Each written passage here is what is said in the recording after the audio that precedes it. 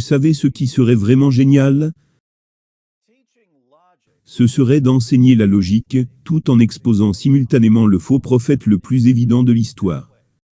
De cette façon, à la fin de la vidéo, ceux qui regardent auront les compétences les plus aiguisées de pensée critique, et une autre flèche dans leur carquois d'arguments contre Mohammed.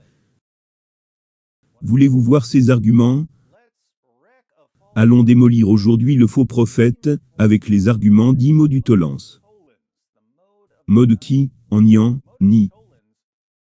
Le modutolant est une forme de conclusion déductive, ce qui signifie que si les propositions sont vraies, la conclusion doit être vraie. La forme c'est, si A, donc B. Si c'est pas B, donc c'est pas A. Si vous prenez des cours de logique, le modutolant est l'une des premières formes d'argument que vous apprenez. Maintenant allons dans les sources de l'islam, et voyons si nous pouvons trouver deux propositions pour notre argument.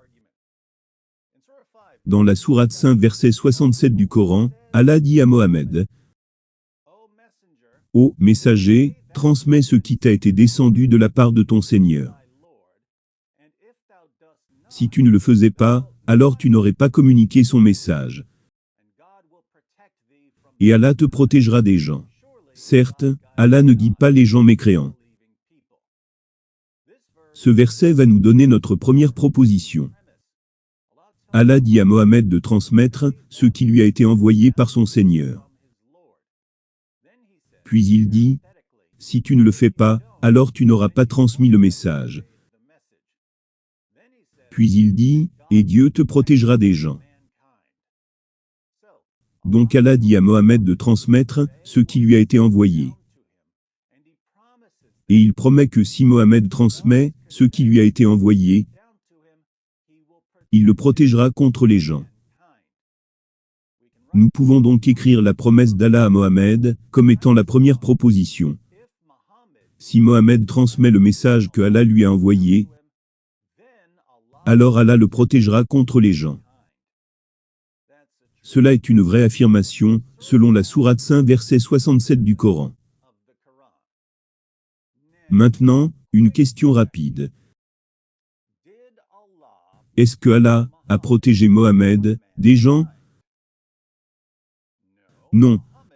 Mohammed a été empoisonné par une femme juive, dont la famille avait été massacrée par les partisans de Mohammed. Mohammed a survécu pendant un certain temps, mais le poison l'a finalement tué. Il a dit lui-même. Dans Sahih al-Bukhari 4428. Le prophète dans sa maladie dans laquelle il est mort, avait l'habitude de dire: « Oh, Aïcha, je ressens toujours la douleur causée par la nourriture que j'ai mangée à Kébar. Et à ce moment, j'ai comme l'impression que mon aorte est coupée par ce poison. » Je dois souligner ici que les mots « comme l'impression » ne sont pas dans l'arabe. Mohammed dit simplement « Je sens que mon aorte est coupée par ce poison. » Il pouvait sentir le poison le tuer. Allons dans un peu plus en détail. Sunan Abu Daoud 4512, qui commence par un petit passage sur Mohammed acceptant des présents. Puis on a, cette version ajoute: ainsi une juive lui présenta à Kébar un mouton rôti qu'elle avait empoisonné.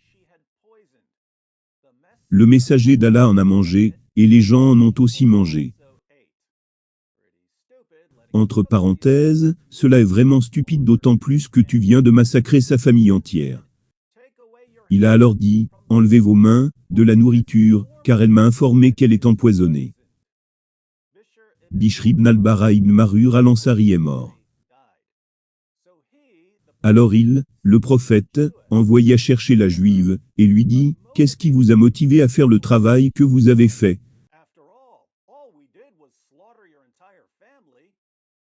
Elle a dit: si vous étiez prophète, cela ne vous ferait pas de mal.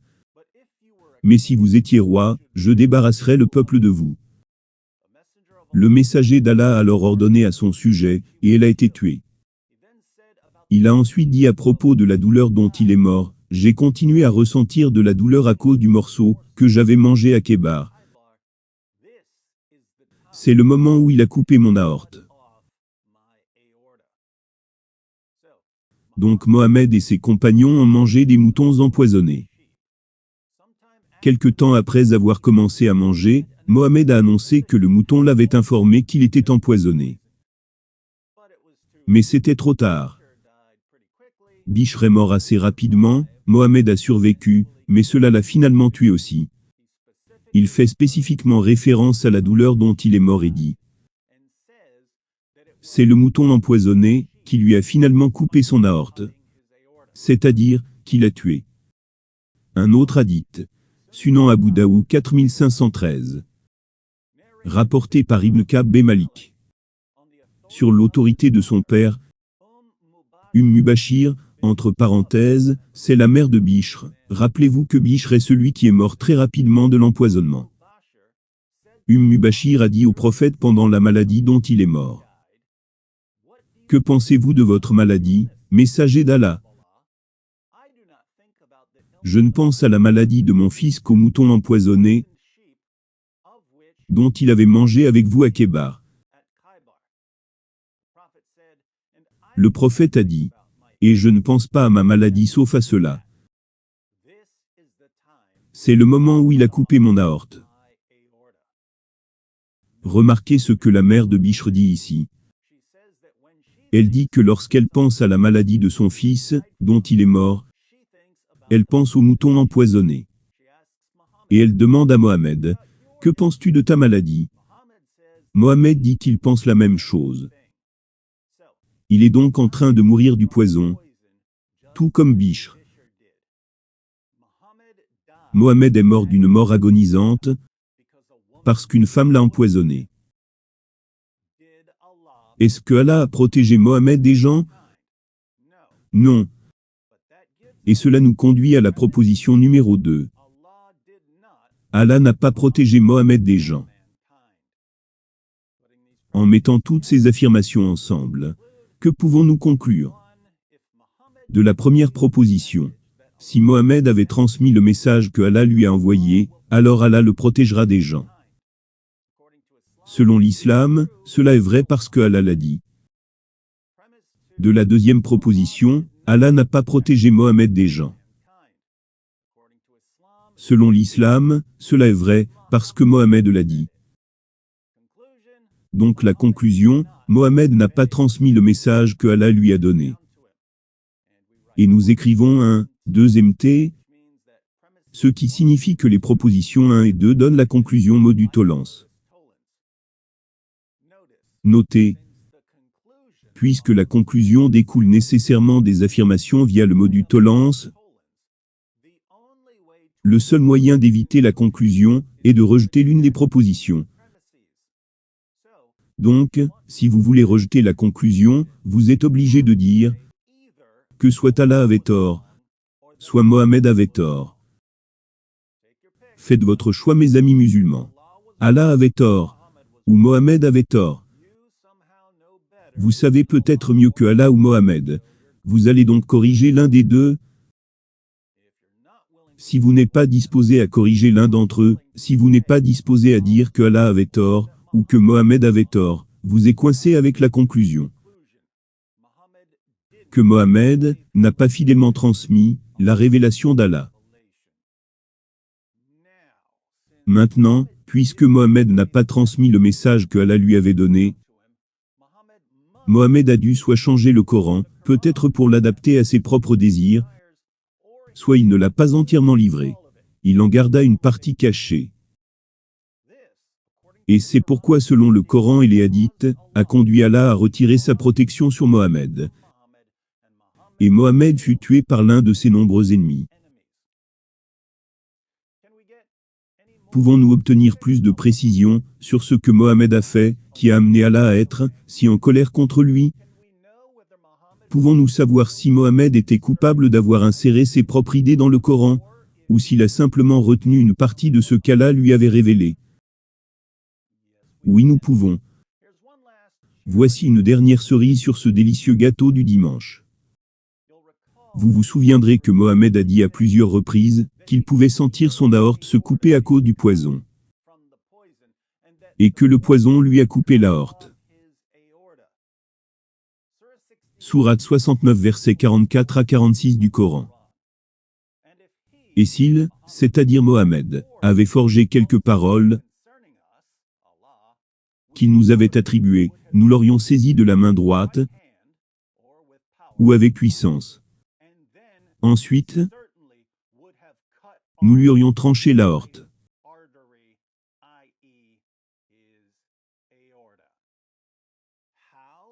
Comment Allah tuerait-il Mohammed si Mohammed inventait une fausse révélation? Allah tuerait Mohammed en lui coupant l'aorte. Comment Mohammed est-il mort? C'est le moment où il a coupé mon aorte. Si nous prenons la déclaration d'Allah, de sectionner l'aorte de Mohammed, très au sérieux, ce que nous devrions faire, si nous sommes des musulmans, quelle est donc la meilleure explication de la raison pour laquelle Mohammed est mort, en disant qu'il pouvait sentir son aorte être sectionnée? De toutes les différentes manières dont Mohammed aurait pu mourir, il est mort exactement, comme Allah avait annoncé qu'il mourrait, s'il inventait des révélations. Quelle est la meilleure explication ici?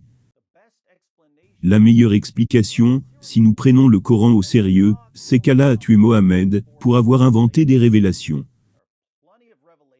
Et il y a beaucoup de révélations dans le Coran qui semblent n'avoir d'autre but que de satisfaire les désirs pervers de Mohammed. Nous avons donc un argument déductif prouvant que Mohammed a échoué dans la transmission de la révélation d'Allah. Et nous avons un argument abductif, suggérant fortement que Allah a tué Mohammed pour avoir inventé des révélations. Savez-vous ce que nous appelons un argument déductif contre Mohammed? Combiné à un argument abductif contre Mohammed, un coup double.